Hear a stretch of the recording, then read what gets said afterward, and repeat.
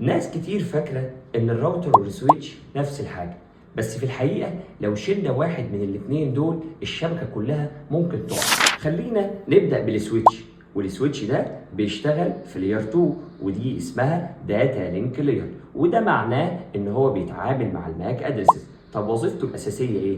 أول حاجة إن هو بيربط الأجهزة ولكن جوه نفس الشبكة، وبيبعت الداتا باكت للجهاز الصح مش لأي جهاز كده وخلاص. عشان كده السويتش ذكي وبيخزن الماك ادرسز في حاجه اسمها ماك ادرس تيبل. خلينا بقى نروح للراوتر، والراوتر بيشتغل في لاير 3 ودي اسمها النتورك لاير، وده معناه ان الراوتر بيتعامل مع الاي بي ادرسز. طب وظيفته الاساسيه ايه؟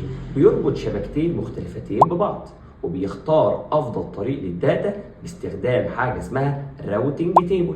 يعني من غير راوتر حضرتك مش هتقدر تاكسس الانترنت. خلاصة الكلام، السويتش بيبقى موجود في لاير 2 بيتعامل مع الماك ادرس وبيبقى موجود جوه الشبكه، انما الراوتر يبقى موجود في لاير 3 وبيتعامل مع الاي بي ادرسز ويكون ما بين الشبكات.